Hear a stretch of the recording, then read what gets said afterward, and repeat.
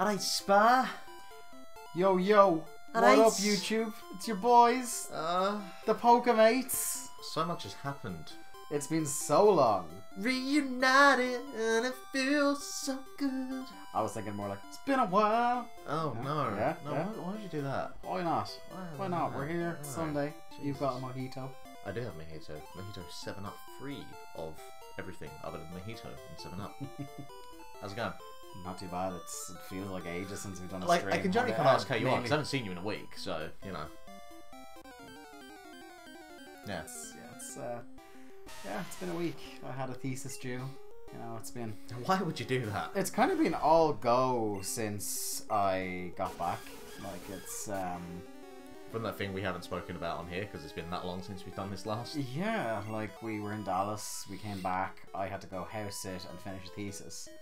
So that's why, like, everything kind of is only coming back content-wise this week now, starting with the Pokemates. Pokemates. Yeah, so we're back. Remind us, Mark, do you have a vague recollection of where we are, what we're doing right now? Set the context for the crowd that haven't been watching in a while. We're in Rock Tunnel, which means we must be going towards Lavender Town. And that is what I have for you. So, you know, good times. Yeah, so here we are. I've got my guide open here, courtesy of Bulbapedia. I'm still catching up on messages because my phone was fucking broken earlier on. I don't know why it just wasn't receiving any messages. Then I reset it and there was a barrage of messages. Why did you reset your phone? I just restarted it because I was like, you know, it's the old kind of when something's wrong with technology, turn it off, turn it on again, and as soon as I did that, everything started coming in on it. Gotcha. Right. So yeah.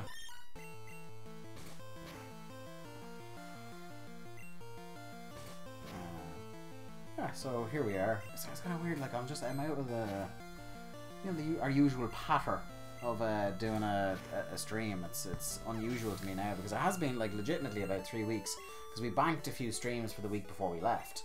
So there was the week before we left, there was a week we were gone, and there was this week where we were back, but I was gone. So it has been 3 full weeks since we've done anything. As I was saying to my friends the other night, my time zone is still somewhere in the Atlantic Ocean. So yeah, I'm back now. I got back to normal about Wednesday, I think. Thereabouts. Yeah.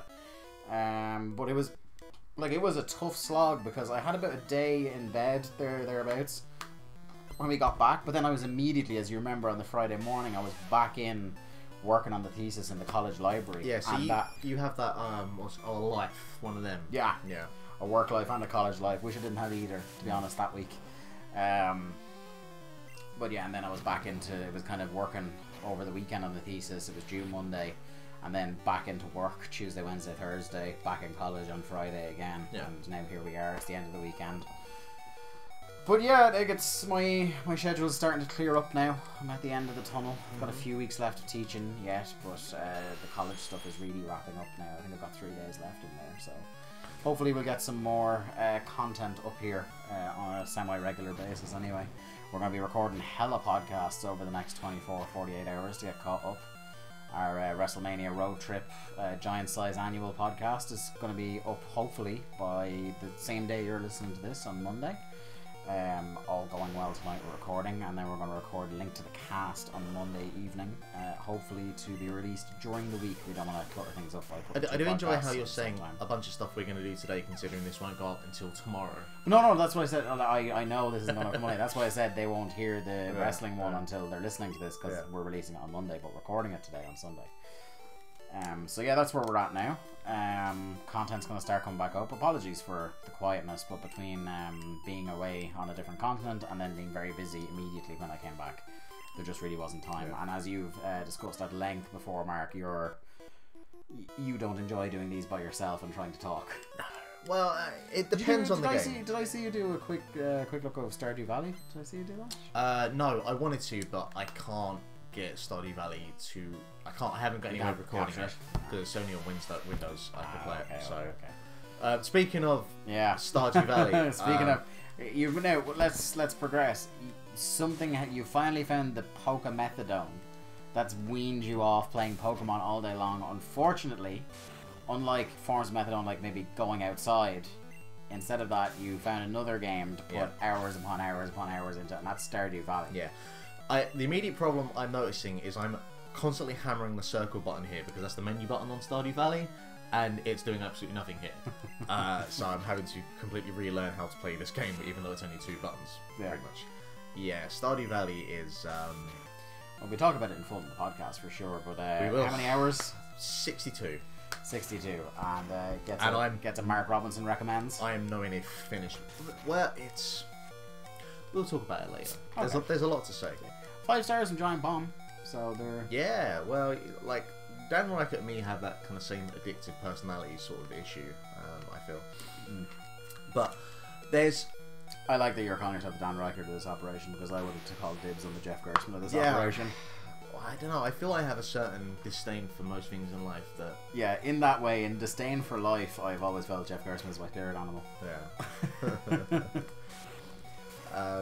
I just like it when he just ends up calling something or someone a fucking motherfucker. Yeah. Because it happens. Or garbage people. Or garbage people, yeah. That's really crept into our lexicon lately. Yeah. But yeah, Stardew is just... It's a whole other something. You will appreciate the long form of the podcast to be able to discuss it. I was going to say... I was going to save this for the podcast, but what I'll say is what it actually reminds me of, because I've never played Harvest Moon or Animal Crossing, that it reminds me of a combination of Viva Pinata and Majora's Mask. That was a strange combo. And I will explain later. Okay. I look forward to that one. Sure. Tune in to Link to the Cast this week on your SoundClouds. And on linktothecast.wordpress.com for that one. But it's good to be back. It's good to be back playing the Pokemons. It's not the only stream we're going to be doing the next few days.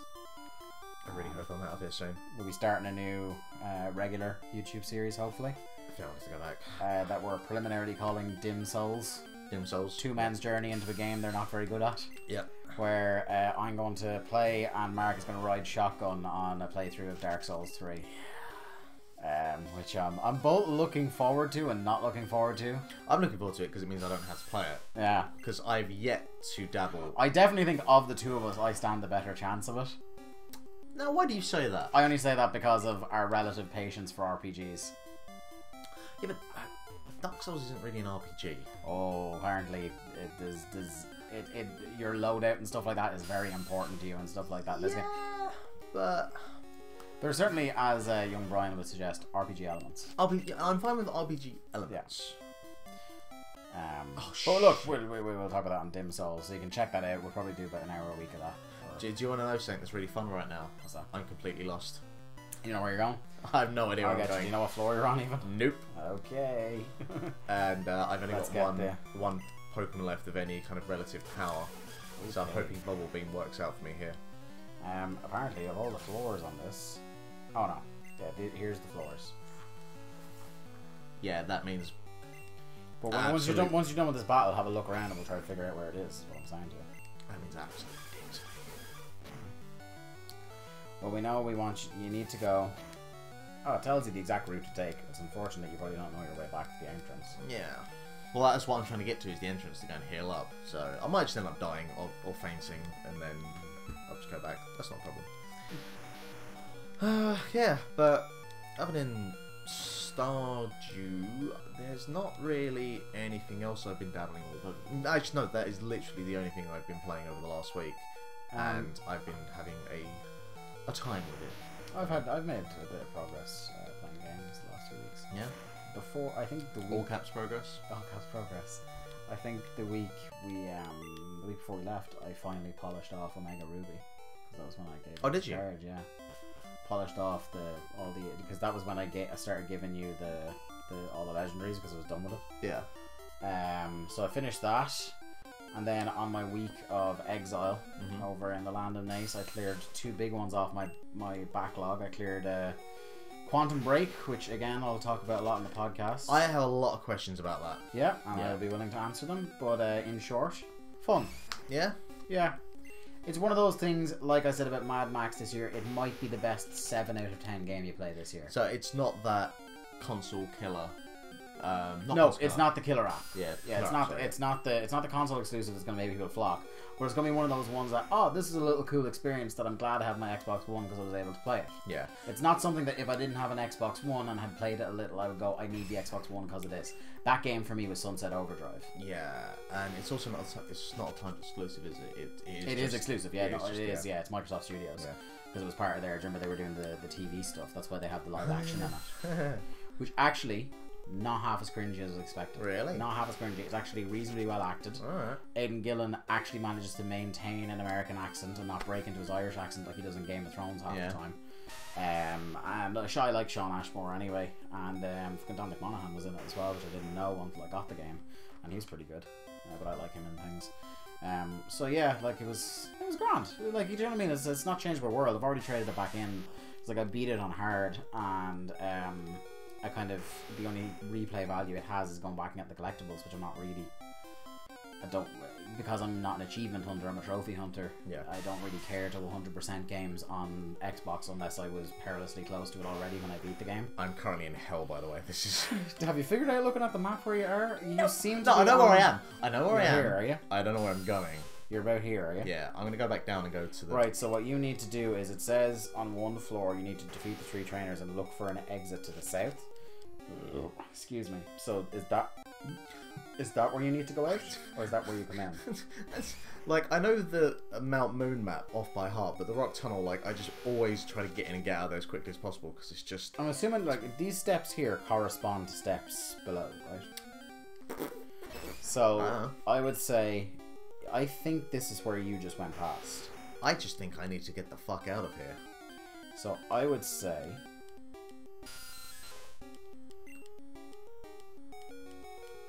Oh, you have an escape rope. I made you buy one. Did you make me buy one? Yeah.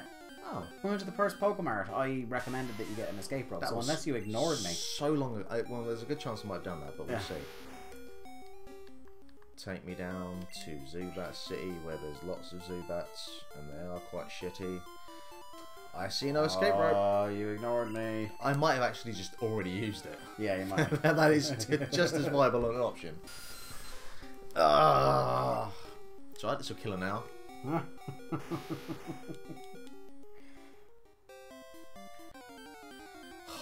I'll tell you one thing, you're buying a fucking escape rope next time you get to a Pokemart.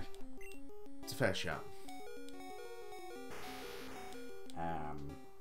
To be fair, we won't really need one again until we get to Victory Road. Yeah. And then the other game I finished, which I could talk a little bit about because I don't think I'm going to go into too much detail on it because it's an old There we go. Hey. Oh, we're out on the right side, are we? No, on the wrong side. Are you sure about that? Yes, I'm very sure about that. Because there's a lack of Lavender Town going on here. Yeah, but isn't it you come around again? I can't remember. You go in here to come out to Lavender Town. So, other game? Halo 5. Space Wars. Space Game 5. Yeah. That game, now I don't see. This is the thing. I said it on Twitter. Is it a game? Yes. Yeah. This we can conclude right now. It's a game. Cool. I have investigated thoroughly. Yeah. And it is a game. Okay. Cool. Right. Yeah, it's an old game. It came out like Q4 last year or something, didn't it? Or Q3. Late Q3. About that. Boy, I'm having time here with this menu. Autumn, winter, that kind of time. But regardless, I'm not someone, and this is my this is my kind of, this is my qualifier for the whole thing, right? I'm not one of these people who really gives that much of a shit about the Halo lore. Like, at some points, I had Brian explain to me what was going on. I didn't want to know, because I was just having fun. The gameplay is what I can talk about, and the gameplay is a lot of fun. The gameplay, I keep saying fun, but that's what both these games really were.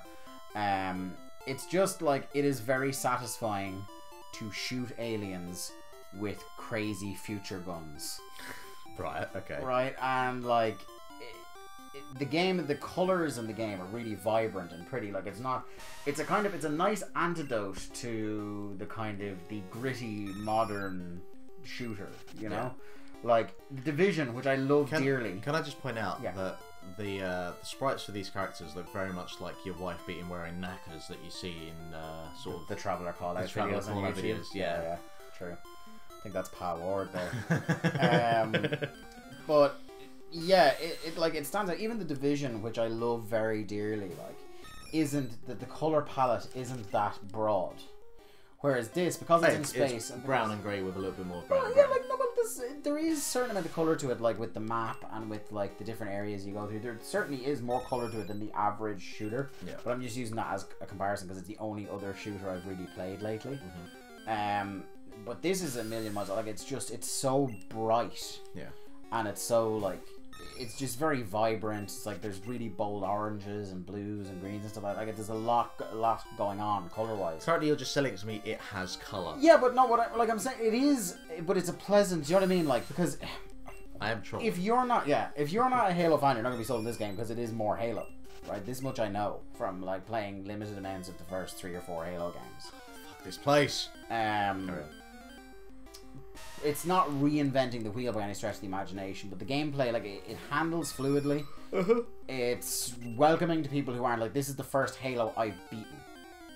Right, this is the first one because... You are doing the podcast right now.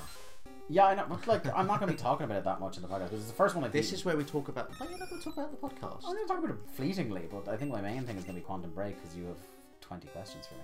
This is true. But yeah, no, I'll sum it up just by saying, like, it was good. It was, like... It's encouraged me to go back to that Master Chef collection, as I call it, and just have a look through what are, critically speaking, the better Halo games. Yeah. Because I had quite a lot of fun with Halo 5, but yeah, that's... Okay.